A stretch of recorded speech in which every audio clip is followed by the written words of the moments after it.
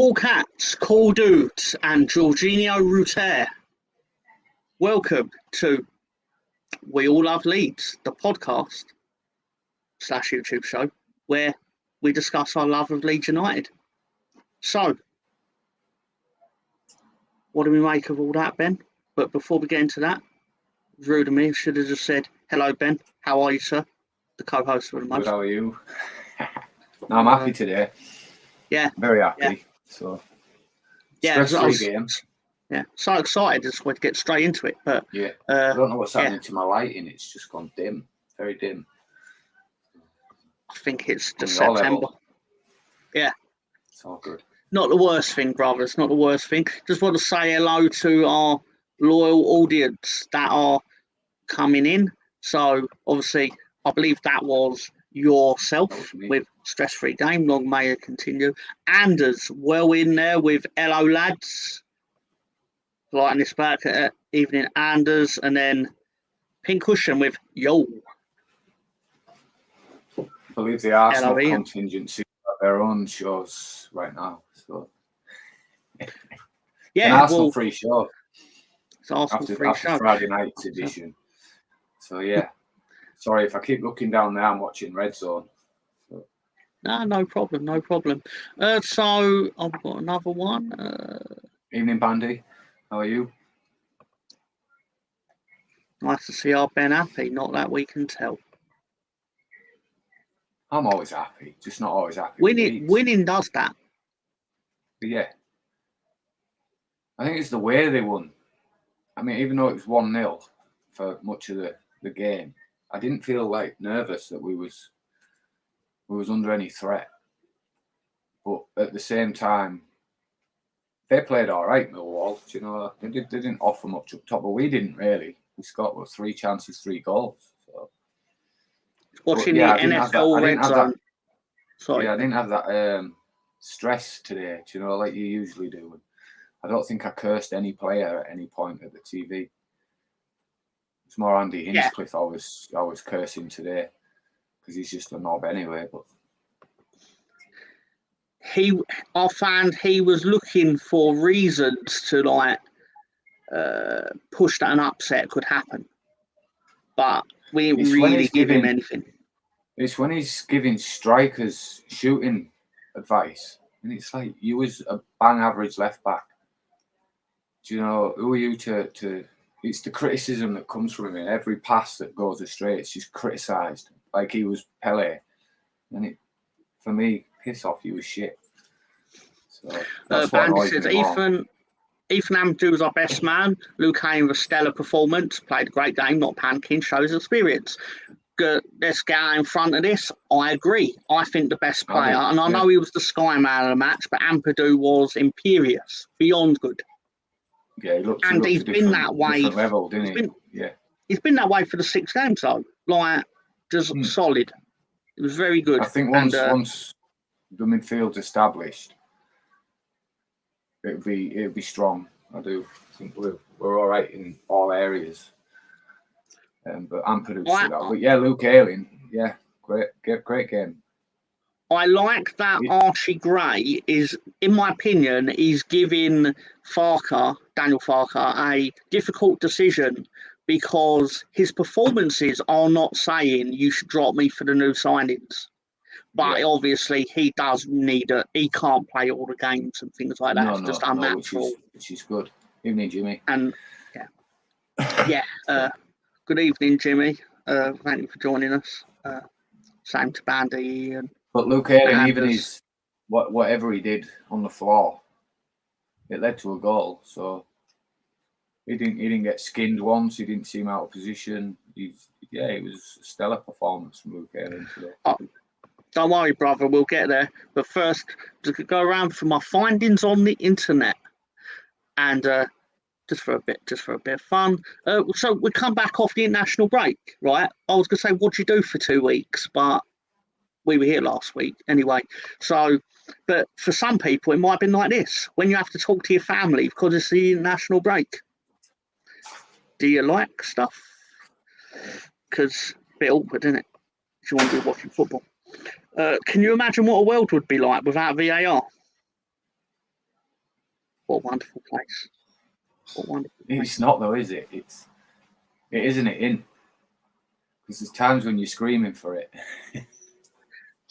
Yeah, I think it's situational dependent. But I think in general, we all just sit in. It's because they don't implement it correctly. And I think we would have had a few squeaky bums a couple of times today if there was VAR. 100%, 100%. Yeah. Been watching Rugby World Cup rather than football during the national break. That makes sense because you're Northern.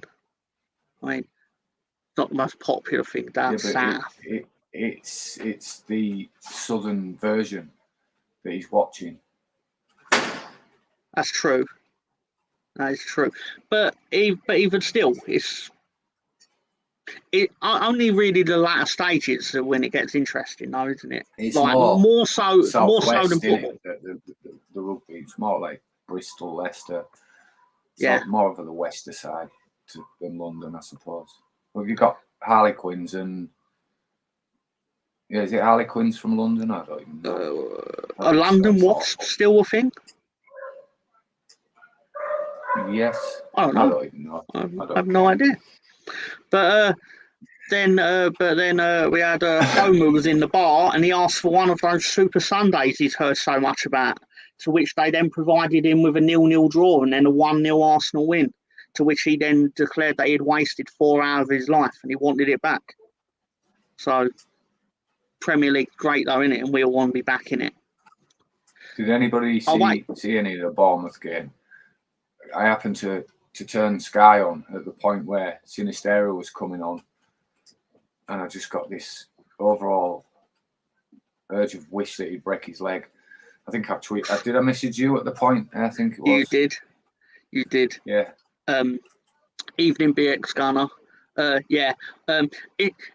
These loan things are like, it's precarious because it's financially in our best interest of our club that these loanees play well, so you can shift them for more money. But personally, I'm aggrieved at his actions.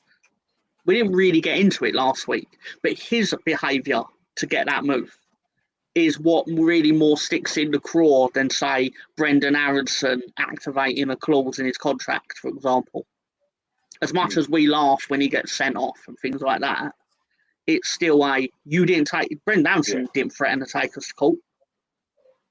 No, there's bitterness left, wasn't there? So, bitterness to where I wanted his leg breaking.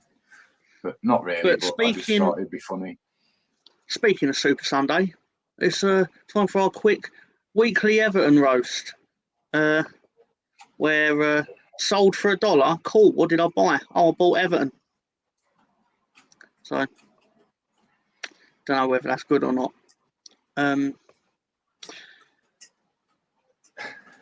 Brighton versus Man United summed up. So, which then takes us on to our sub-segment, the Manchester United Weekly Roast. These were made by Ben and appreciated. Awesome. Love it. Did you know that they've already predicted the score of Bayern Munich versus Man United on Tuesday?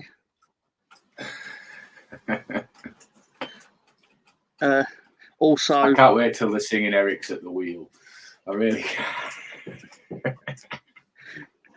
And don't have the same ring as Ollie, but still, it's funny, isn't it? It's like Man United are falling apart. That's their true. Yeah. Man United truly are the king of banter clubs. And what do you do? Hang around Old Trafford waiting for Man United to lose? Lady, they're putting my kids through college with the Norwich scarves. Go and get a Norwich scarf. Better teach them. Is this the lower league review show? Occasionally. Chip Steelers shitting on the scum. Love it. We've got some more. Did you know about Man United players going to the orphanage?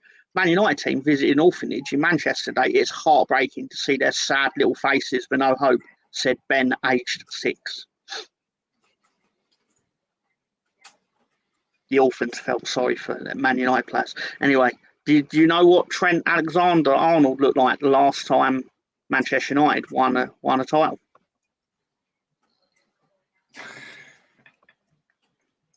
And there are new difficulty levels have been revealed on the new EA Sports football game, which is coming out, I believe it's next week or in 2 weeks. You get Legendary, the hardest world-class professional, semi-pro, then Man United, and then Chelsea.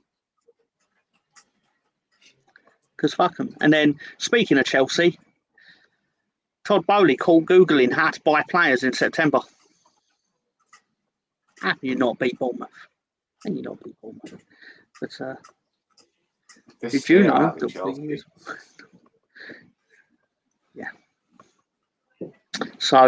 yeah. So let's get into it. Let's get into some sweet lower league football, as Sam called it. This was our starting 11. What do you make of it? Just what were your thoughts before kickoff? My thoughts were there's no new signings, but other than obviously the ones that have already played. But I wasn't overly bothered. I was a bit disappointed that Jed Spence was injured. But other than that, no, I was quite happy with the lineup. There was nothing to be agreed that really. So, for disclosure, though, before the game, I was nervous purely because of our record there, and more specifically, the fact that we tend to play them coming off of the first international break. It's not actually the first time we've gone there in September after not playing for 2 weeks, and they usually get joy out of that. So it was nice. I got that feeling about 10 minutes in when they were clearly on top, and I just thought it's that Sunday afternoon early kickoff voodoo, that we have. And I got that feeling, and then we scored. So it's true. I'll tell you what I said during the game. In that first 10 minutes, I went, this has got, if we can break their midfield, because they were trying the wing back thing, and they were getting a bit, in my opinion, they were getting a bit overconfident. Like, they started streaming forward, but then all we needed to do was break that line, and we were going to score. Yeah, sure, and that's what happened. I mean, I know that's easier to say in hindsight, but I really did think that at the time. Because their wing backs were getting real like, we can just camp outside their penalty box. And it was like, you can, but you'll probably lose if you try that. But anyway, Sam Greenwood, no wonder Man United are in the mud. Casemiro's dead, and Ericsson really was dead for 10 minutes and still playing. Wow. To which Bandy said, Red Manchester, the Reggie Toffees and Millwall losing at home. Our weekend is complete. Couldn't say it any better. And that's why I tended to focus on it in my weekly memeing. Pretty good starting 11. I wasn't overly concerned with his starting 11. So it was. Yeah. I mean, it's been pretty much the starting 11 since we had those players in the lineup, right? Like in the actual squad, like Pirro. And that was how formation was laid out. And I'd argue that is actually an accurate representation of what actually happened. They swapped over at times, didn't they? So obviously not on Somerville swapped, but so did Pirro and Rutter. I think what he intended on happening against Sheffield Wednesday actually happened here. As in, as we were saying before the show, Millwall really fancied their chances, so they came out, which allowed them to get the space in behind them, whereas Sheffield United camped with their back five and did not allow that to happen. Yeah, sorry, I say Sheffield United, Sheffield Wednesday, fuck them both anyway. But no, this is I'll be interested to see when they are actually going to deploy Camara and Gruev, because Ethan Ampadu is like cementing his play. He's cementing his arse groove into that spot, in my opinion. I saw the first half of the Leeds game today. And you're a closet Leeds fan. Yeah, the race is not for the swift, but for that he can enjoy the pace. Yeah. Well, we are, especially if we beat Hull on Wednesday, we're going to start catching people, chasing them down. Somerville and Amanda Poos are tidy players. It's true. No, a game I'm looking forward to. What's Southampton, because I think we're going to score an hatful against them. We should do, but they're probably what will probably end up happening is they'll obviously be up for it because we're the cup final. Us and Leicester are going to be everyone's cup finals. Yeah, and it's just going to come out that their players are suited to play against us, but mysteriously ain't against Sunderland and things like this. Yep, I actually agree with this as well. In a strange turn of events, I felt, and I'm not going to say Somerville's not better than Daniel James, but the reality is that when Daniel James got the ball, he just headed forward every time. Where Somerville was like, I've gone past the player, but I want to spin round and go past him again. And it was like, you don't need to do that. You already passed him. I'll run the full length of the box. Yeah. Until you finally give it to Ayling and he's offside. Exactly. Yeah. So we it's fair to say 10 minutes we were under the cosh, right? First 10 minutes. And then we broke out a couple of times and then... Well, then this happened.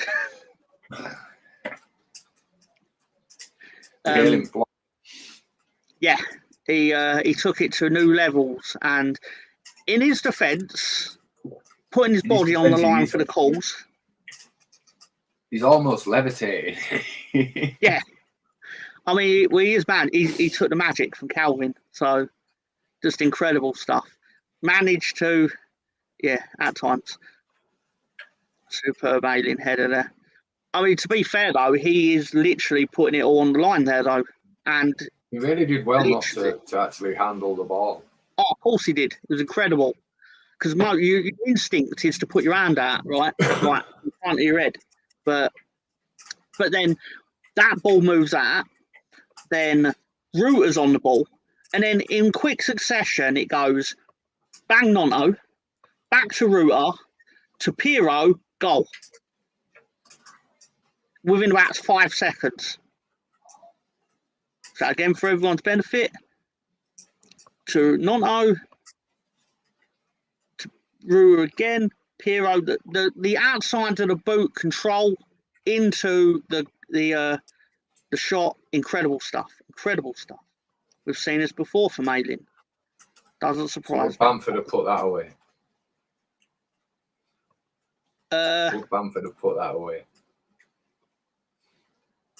I suppose because I've seen Bamford with some tidy finishing in them positions. Because he does have good feet at times, Bamford. Yeah, no. In his defence, it would have been harder to miss that than actually put it in. Then to touchdown. I've got a feeling he's going to. Yeah, like you said, he's got good control. I actually am confident Bamford would have put that away. Haven't we seen Maguire going around on the ground trying to head the ball? Yeah, it usually ends in own goal. Also, Joel Pirro is the first Leeds United player to score in each of his first 2 away appearances since Frank McKenna in November of 1956. So, that's something. Because obviously we all know Frank McKenna, warrior that he is. Yeah. So, long live a servant to the club. But then we have Joel Rodon getting injured, but playing on with the old Paddy Kisnorbo, Great performance from him today. And Strike. Yeah. He was better, obviously. Strike had a couple of moments, but Strike's second half was incredible. First half was a bit ropey. Second half, no complaints. But generally, the defending was the thing with the Championship is you don't get punished every time it goes wrong like you do in the Premier League. Yeah. You are entitled to a few, but you can't defend knowing that. You've got to defend. Yeah. Because you will get punished 1 in 3. 100%. Somerville had a genuine good chance where not a good chance. What I mean is he done well to make a chance out of this. Yeah, this is where Andy Hinchcliffe gave shooting advice. The outside of the foot, etc. curling away from goal. Frank McKenna's Paul McKenna's granddad. It's just mind over mouth. Yeah. Did Rodon get a new toupee? Clean sheet. Yeah. Well, 2 clean sheets. Back to back. To give our goalkeeper his due. When was the last back-to-back clean sheets we had? That'll have been about 1956. I have the answer to that. Don't worry, I have the answer. It's basically, I believe it's May 2022. That's not actually that far away. Who was that against? Off the top, mate, it must be around the time we drew 0-0 at Selhurst Park. It must be. But I've got some stats from LUFC. They are. That's the only reason I know that. Meslier makes a save from Longman. Then in the second half, early in the second half, made another save from Bradshaw. Some may say like routine or something, but he still made them because he weren't making them in the Premier League. Those were goals in the Premier League last season. His confidence was shot to bits. Yeah, and Bradshaw wasn't shooting at him. Yeah. Yeah. That's true. I clean my sheets every couple of weeks. It's not the most surprising thing you've ever wrote. I'd maybe up that frequency if I was you, Sam. Yeah. And then, especially in the summer, and then Gary says, hello. And also, Mellier's not a bad keeper. He's not a bad keeper, but he was playing bad. I think it's fairer to say. There's a lot of closet Leeds fans in the comments. Oh, they're supporting me because I was promoting it to them all day. To be fair to them, I was like, I'm doing the show, guys. Then we got some changes happened.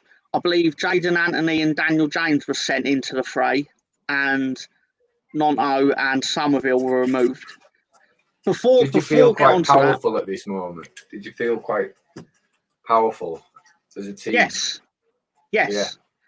I imagine for Millwall it was terrifying because it's like we've just had those 2 lads running at us, and now we've got even faster lads running at us at a point in the game where being fast is probably more important than being good. Mm. I could be wrong there. It's just how I see it. Depends on the opposition. Of course. But what I want to give credit to, Somerville, Nonto especially, and the front 4, well, not so much Pirro, but the fact that they were tracking back when we were under the cosh. Like, they were getting stuck in. They were maybe some of their tackles were a bit poor or kicking the ball out of play instead of keeping possession for us. But they were there, making the effort, which they maybe wouldn't have done last season when things were not as hot, let's just say. I could be wrong, but still. It was just nice to see some effort to go with the quality. Yeah. Then we had James to Rutter. Best assist Rutter back to James. Yeah, where Daniel James basically goes out of his way to not score. And then Pirro's just all right, I'll be the one to stick it in.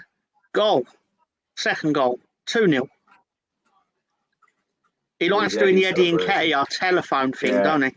Yeah, I thought that'd go down well with you. Yeah. I was like, he knows what I likes. He knows what I likes. So bless him. Goals and Eddie celebrations. Yeah. Well, they are 2 things that go hand in hand. Then we got James to Rutter again. And again, as this shows, he is offside. But the cross takes a deflection, or the pass takes deflection, which I believe creates a new phase of play, which means he's actually not offside. Or it's just bad officiating. So Rutter then shoots, Rutter scores. His happy face. He's happy. Oh, look how happy he is. He is happy, isn't he? Meant a lot to him. How happy he is. Yeah, because I can't imagine so what 5 minutes later. 5 minutes later, he was still celebrating. Yeah.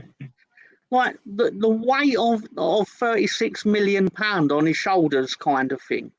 He didn't negotiate the transfer. You miss your penalty miserably. Oh, it was terrible. It was the dirt worst. But I'd still rather he scored today than in that game. But and then so basically is it fair to call it a routine win? It will become, I think, a routine win. But obviously, look, we all thought it wasn't a given because it's Millwall away. But we made it comfortable in the end. But it was perfect away performance. I think that's how Benjamin Bloom put it. Perfect away performance. And it was. Clean sheet. 3 goals. No injuries. I managed to take a trip to the Twitter machine where a great Twitter account for Leeds Stats, LUFC Data, where basically posted it's our biggest ever victory over Millwall. It's our first consecutive clean sheet since April 2020. That actually tracks with the Crystal Palace goalless draw. I can't remember who the other game was. Our first win in London since May 22. Obviously, the game against Brentford. First time we scored first in a game under Daniel Farke. Our first win at Millwall since 2012, where the manager was Warnock. Debuts for Jadon Anthony, Ilya Gruev, who, to be fair, didn't really have much to do, in fairness to him. Jadon Anthony nearly scored, though, which would have been perfect. Farke's first win against Gary Rowett in 6 attempts, and then Joel Perreault's first brace for Leeds since Rodrigo in the 4-3 defeat at Tottenham. I think there's something missing there, though. First time Ayling wasn't skinned since. He had a good outing. He did. I'm going to give him that credit because he deserved it today. I'm quick to pull him when he's doing something calamitous, but you've got to give him his kudos today. But for me, I'm Purdue man of the match, and Roden second for me. Do you think it's fair to say that Ayling sort of put in the performance of a man who knows there's competition for his place? Yeah. I think, which he's not really had for a long time. He tries. I'm not taking away. I like Bill. He's a nice guy and he's been a good servant, but he frustrates you, doesn't he, with some of the stuff he does. But today he didn't do any of it apart from that crazy little moment, but that led to a goal. So I'm actually happy. Nobody today, to be honest. There was a couple of moments. Obviously, Melier had that one moment. It was a foul, but he should have caught the ball anyway. But it didn't lead to anything. Strike had a couple of dodgy moments first half, but other than that, everyone was solid. Everybody. So yeah, I mean, shots. Yeah, but that's clinical for you, though, isn't it? 3 out of 3. Yeah, basically. Obviously, these are stats in the game. I mean, it tells. Is it fair to say that it actually tells the story of what really happened? Yeah, it pretty much does. I mean, they restricted us just as much as we restricted them. It's just I was mainly on the break, quicker. Look, our forward line's a lot better than theirs, let's be honest. You'd expect that.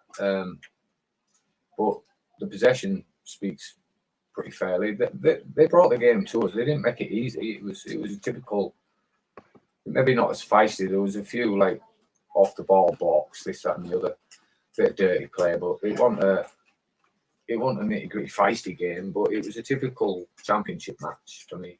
I just thought we dealt with it well. Ultimately, yeah, it was devoid of quality for large parts of it, but then the 3 moments of quality are what settled the game, right? Yeah, and they came at the right time. Yeah, their goalkeeper made no saves. Our goalkeeper made 3 saves, and that's why the score is what it is, ultimately. There was no yellow cards. Yeah, I was just about to say, this must be the first ever time we've played them and there's no booking. It has to be. They must have been astronomical odds. I'm convinced. There. You're right. Yeah. I'll never prove it, obviously, and I'm not legally going to defame him, but let's just say I get this feeling he may have bet on under 0.5 cards because how was there Nonto and is it Leonard just constantly at each other? But it was a good battle between them, as you'd said to me earlier. Yeah, to be fair to you, it was a championship wake up for Nonto. I think, look, this is the league you're in. This is what to expect. I think Rutter's got to learn that as well. I think was it KG picked up on that, where he goes down. You're not going to get them in this league. You know, you've got to get yourself up, be stronger. I think they'll learn that the more games they play. But yeah, what was nice today was we won 3-0. We were at our best. We were far from at our worst, but there's a lot more to come from this team, which is promising. Oh, this team ain't clicked yet, has it? No, it's not even got its settled starting lineup, in my opinion.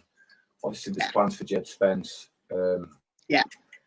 You've got to manage Archie Gray, you know, so you're going to get one of the other two starting regularly as well. So it's still got work to do. I forgot what I was going to say, but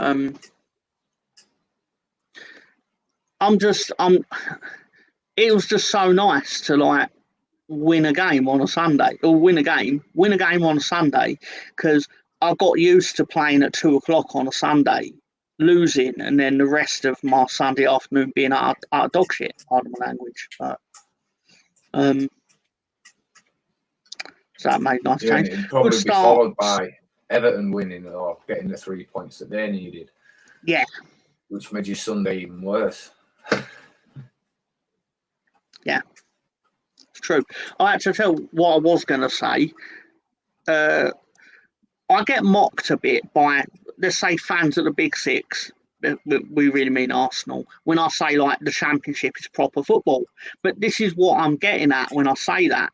Because there's certain unwritten rules that exist in the Premier League that don't exist in the Championship.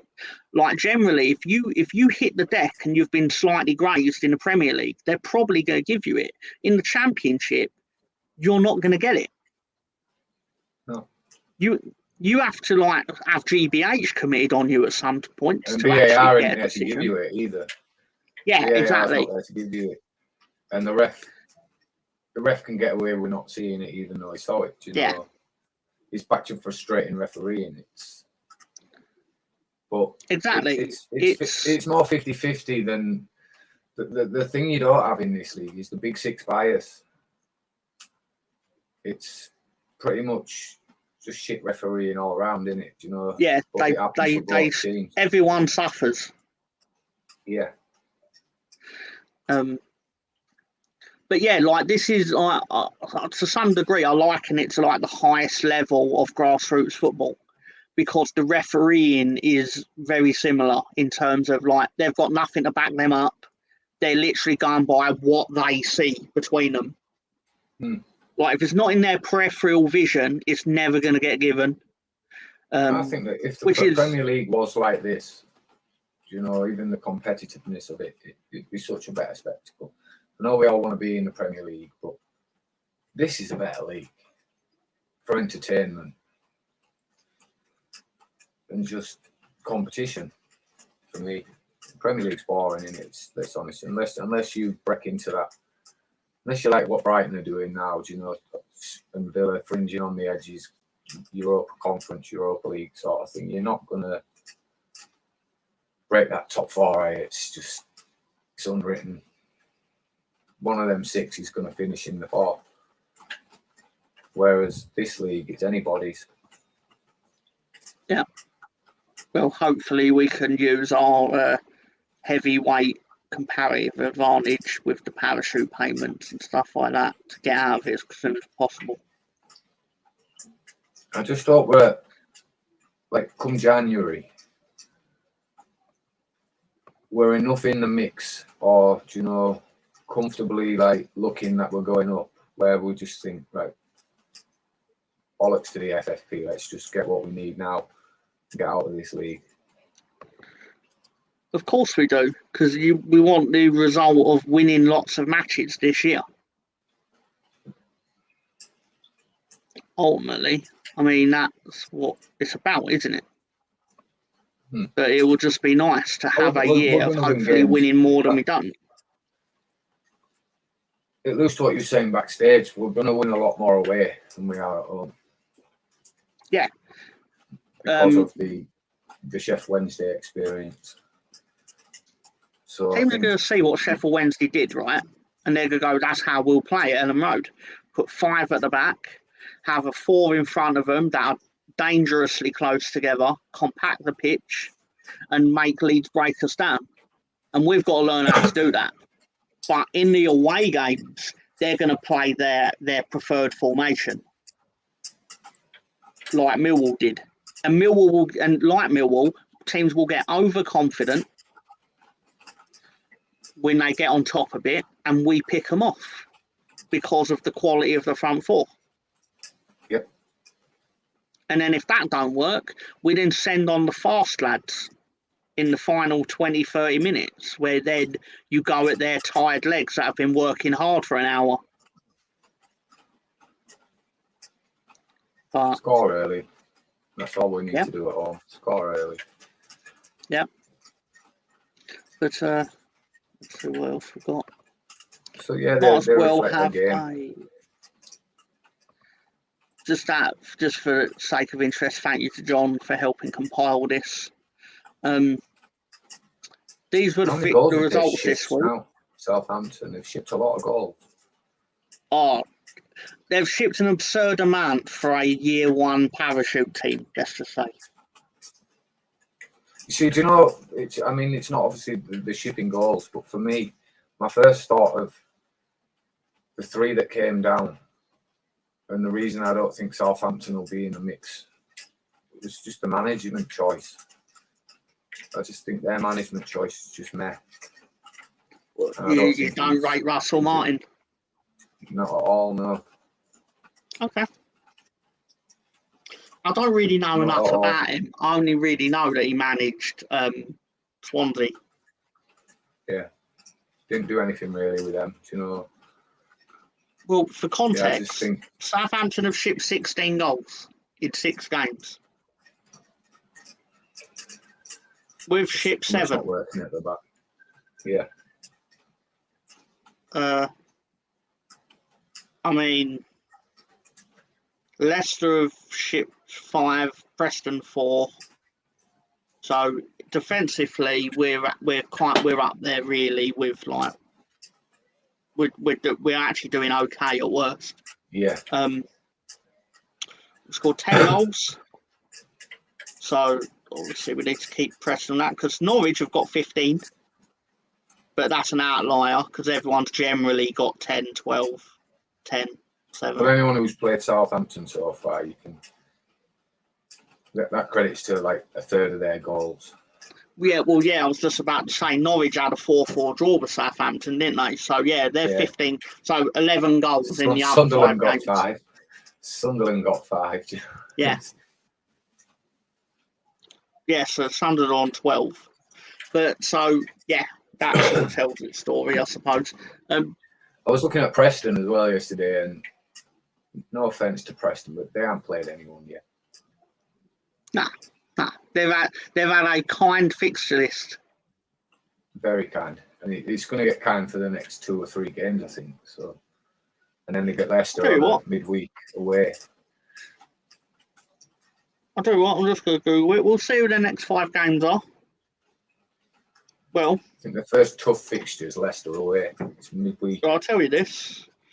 Tuesday, they play Birmingham at home, so they could well win that. Then they go to Rotherham on Saturday. Then they've got West Brom at home. But then on the 4th of October, they go to Leicester, followed by a midweek trip. Followed by a Saturday trip to Ipswich. So Yeah. we'll see what they're made of across that 4-day period. I expect them to still be up there, though, based on that next 3 games they do have. We play in week 24, I think. Away at Detail. So we've got Hull. Right. It's Watford. Oh, we're away at Hull. I thought it was at Ellen Road. Oh, good. No, we're away at Then Hull. Watford at home. Watford at home. Yeah. And then we go to Southampton. We've got a slide for this. Yeah, but we don't have a slide for the 2 after. All right. John. Yeah. Actually, the one after. Bless him. But then it's just home games with QPR and Bristol City. But there's no one in this division we should fear. The only real heavyweight Titanic clash is obviously going to be matches against Leicester, right? And they don't have Harvey Barnes anymore, so. No, but they've got a player, McAteer, who looked quite tasty against Southampton. Well, they've got some good players, definitely a threat. But we don't have to worry about Harvey Barnes, that's one thing. That's true. He gets out of bed and he just scores a goal past us for some reason. So what do you make to Jed Spence's injury then? I think it's unfortunate, but not surprising, given the club's history record, let's just say. Well, there's 2 things guaranteed in life. One is you're going to die, and 2 is if you sign for Leeds, you're going to get injured. Yeah. My dad did ask me a question. He was like, what goes on at this training ground? That means that everyone picks up an injury. Don't really get it. So, I don't know. I think all the Riviera ghosts there in training, kicking lumps out of them. So, this is the table, and thankfully, we are back out of this half. We've bounced out of it, and we sit in 10th. Get a result at Hull, which I'm now more confident about getting because I mistakenly thought we were at home.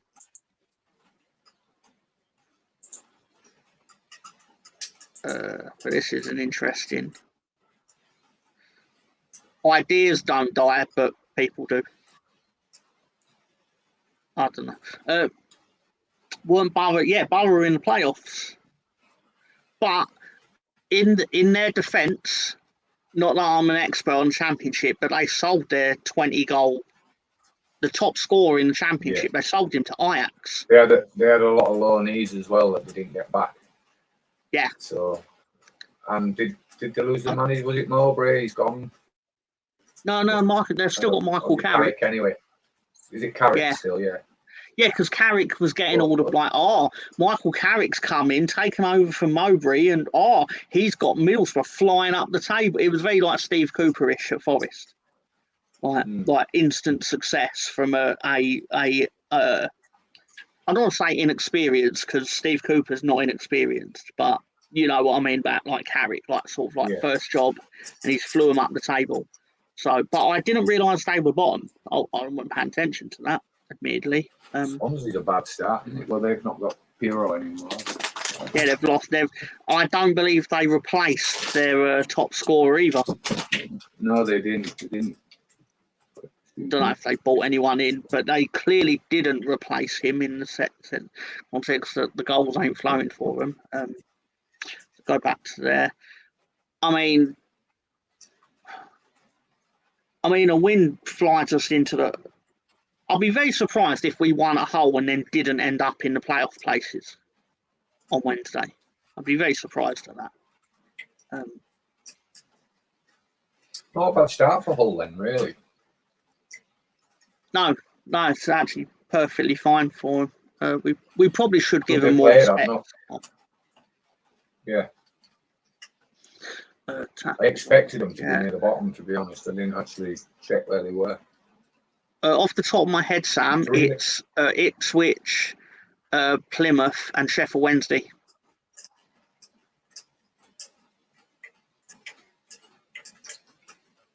That's true, Jimmy, but I believe our home record against Hull is not amazing. I could be wrong. You won 4-1 last time at Hull? Yeah, that was the one where Tyler Roberts scored twice. Roberts scored twice, yeah. Yeah, and then everyone spent the whole pandemic basically saying, "Oh, Tyler Roberts should replace Patrick Bamford." And then we came back, and it was quite. Oh no, he had a career afternoon where he got the 2 goals. That essentially but then we had to like suffer like the 2 months of like non-football with like, we need to move Patrick Bamford to the bench and start playing Tyler Roberts. And then immediately we came back from the pandemic, and it was quite obvious why that was not the correct decision. Because Pat and Pablo I don't want to say easily, but they led us over the line. Yeah. Well, Calvin as well, obviously. But yeah, so that is the championship. Do we have a top scorer list yet? I don't have a slide for it, but I suppose I can have a look. EFL Championship top scorer.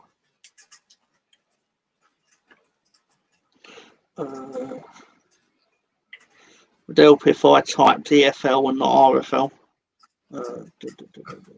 Stats. Right, the top scorer in the championship is Ryan Hardy of Plymouth Argyle, followed by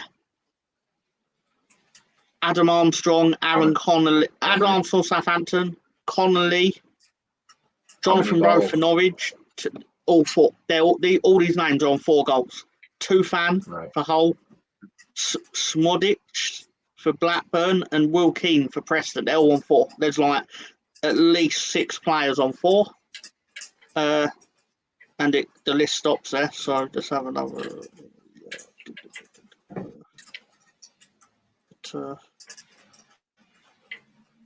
But no. Eventually, Piero's going to creep into that list. Hopefully, I say hopefully. He should do. Yeah, he's on 3. Because he's on 3. So yeah, he will. Another 2 on at Hull on. Oh no, hat trick at all. Wednesday night. Yeah, I'll get a hat trick. Oh yeah. Did you feel a bit like City today? Where? Sorry, say it again, sorry, Ben. It was like a City performance, wasn't it? Did you feel a bit like Man City today? Just unbothered. And in hindsight, it felt like we were in more control of the game. In hindsight, but actually during the game, it felt very on a knife edge because of the nature of it. We were 1-0 up for most of the game, and we're Leeds United. But in hindsight, we weren't really as troubled as it felt like we were in the moment, if you get what I mean. Because it's football, isn't it? It can all go Pete Tong in an instant, like he did for Millwall. But, yeah, and that's that is football. But that was the just game. feels nice to. Yeah, it just feels nice. So, all next, and then Watford. Are we going to do a show midweek then? I'm working on Wednesday. Night? It's Wednesday, I believe. I'm working. We'll do on Thursday if you want. Can do, yeah. See no reason why not. We'll do on Thursday. Yeah, because I can spend Thursday sourcing stuff for it. Yeah. What was we going to do next? Do have a question of the week. I've also got another one that I found online, but there's no slide for it. I literally found it before I come on to the show. But let's do the question of the week. Mr. Tom's question of the week. Who was the 100th Leeds United player to receive a full international cap for his country? Start the countdown music. Lee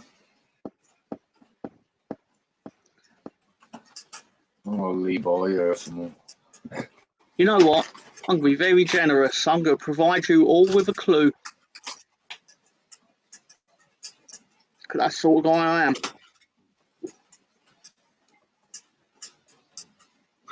Sure, Roden. It's not Joe Roden, but that is a clue. I promise you it's a clue. Oh, so he's Welsh? Nope. But I promise you it's a clue. It's more study the image. Study the image. What's in the image? What's in the image? Oh, the headband.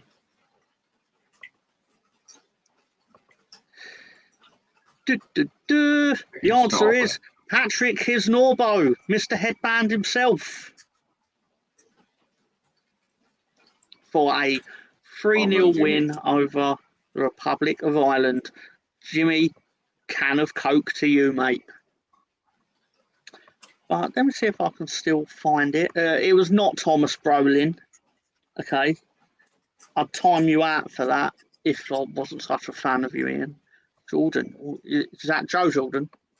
Wasn't. But it's quite surprising now, 100th international. 100th player to get an international cap was like in 2010 or something. Tell you what. I'll tell you what I was going to ask you, right? And I, in fairness, I wouldn't know the answer to this off the top of my head myself, okay? To be fair. But it was players that have played for both Millwall and Leeds. Matt Smith, Creswell, Shackleton.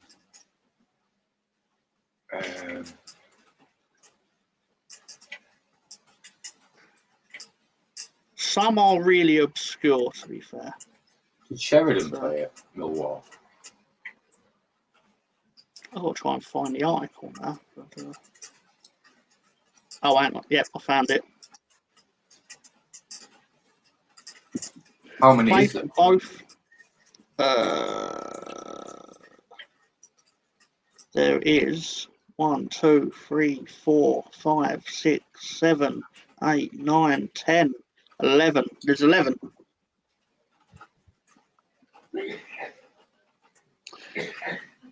I really wouldn't expect anyone to actually know this. I wouldn't know this. But you were right, Matt Smith, obviously. Matt Smith, Creswell, Shackleton. That's 3. Mm-hmm. The others are... Jimmy, who's your 4th?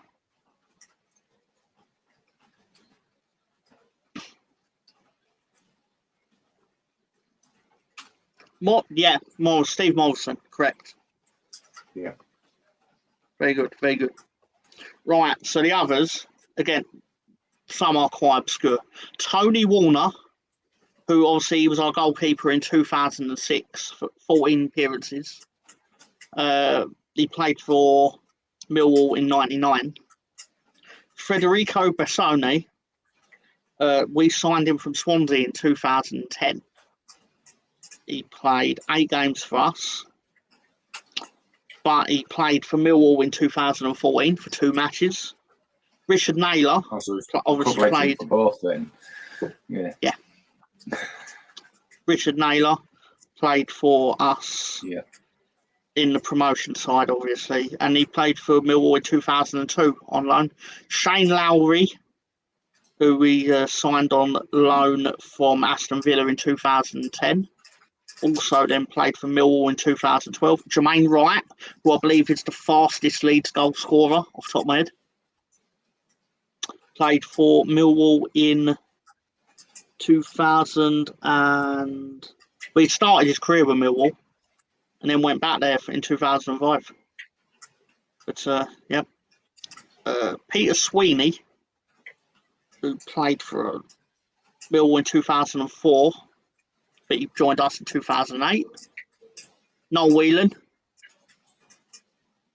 joined Millwall in 2003. And yeah, that was it. So that's what that might be an interesting bit. I might actually bring that back in future if they ever do that. But just shows that up until we got relegated, their players were in our league. Because there's nobody prior 2004 or 2 or whatever you want to call it, really. Yeah, basically. There's not even any really from like 1960. Yeah. Hang on. Sam Greenwood, I have a great Leeds trivia question for you. No joke. Please try us. Please.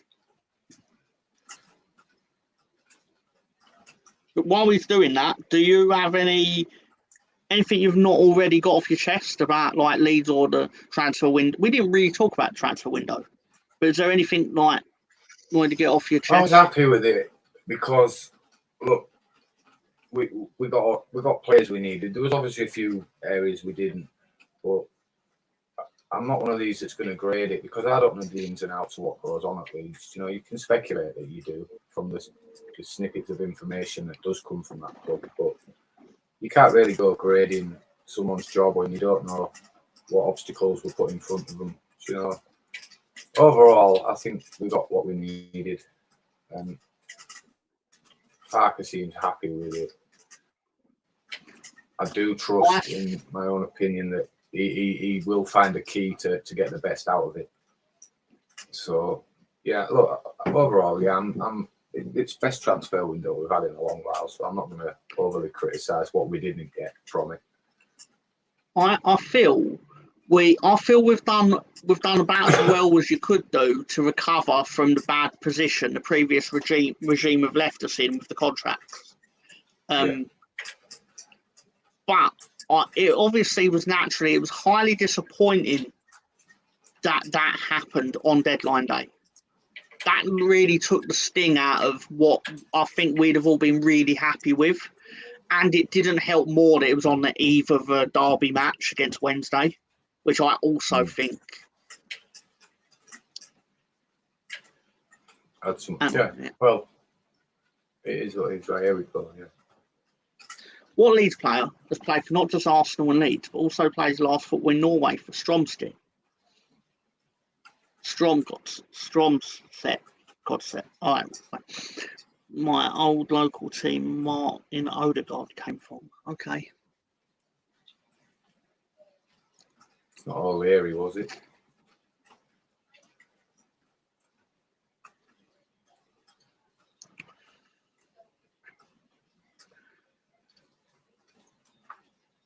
Gunnar, no, not Gunnar Haller. Rocastle, no. No. It's going to be someone like Scandinavian, I suspect. We didn't have Anders Limpard didn't play for us, did he? Last season in Norway was 96. We had any Norwegians? Not Frank Strandley. I don't know. Can we have it? I was going to say, can we have it? It's 1994.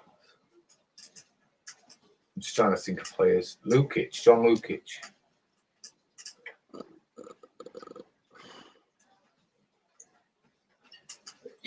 I have no idea. John Lukic.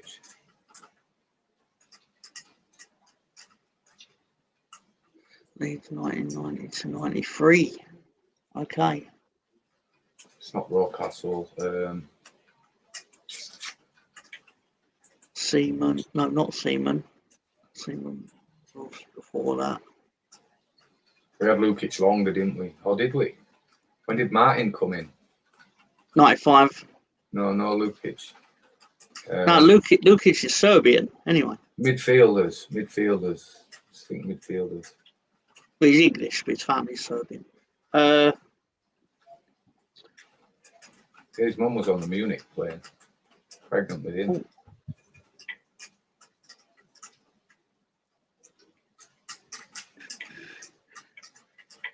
Unfortunately, this is before I got into football. The year before. I'm thinking it's a winger, and I can't think of his name. Please, the initials, please. It's going to be like Chris White or something like that. Fairclough. LC. Lee Chapman. Oh, of course it's Lee Chapman. Yeah, because we sold him in '93. Yeah. Points to Ben. Sean Kelly's obviously. Russ Morgan has typed that to me at least 4 times this weekend. John Kevin Augustine. Bless him. Lee Chapman. Yeah. Lee Chapman's played for about 900 teams. We should have. I loved his misses back. Yeah. Of course. Do you want to put a link out? 10, 20 minutes. Yeah, I'd love to do so. Yeah. Why not? If anyone wants to join us in the backstage. He's played for about 20 clubs, though, Sam. So if anyone does want to join us in the backstage, you're all more than welcome. It should have been Eddie Nketiah. I think he was born in '96. Well, no, he wasn't. But I'd like to say thank you to everyone for supporting the show with your insightful comments and, in Sam Greenwood's case, comedic stylings. And the trivia question. Feel free to bring another one back next week. We love that kind of stuff over here on We All Love Leeds. So thanks to all the Leeds fans and all the closet Leeds fans in the comments. Yeah. You wouldn't think Arsenal we won't tell about 500 Arsenal shows on, but we do thank you for your support. It's much more appreciated over here than it would be over there. Just like Eddie Nketiah. Everyone appreciates Eddie Nketiah except the place that he actually is. So, with that being said, say goodnight, Mr. Ben. Good night, Mr. Ben. I'm saying goodnight. You'll just Mr. turn me Tom. into Tony then. Sod off. So, good night, everyone.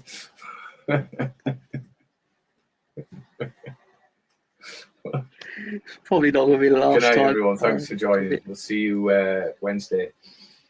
No problem. Thank you. Thursday. Or do you Thursday, mean? same thing. There's loads of days. We can't.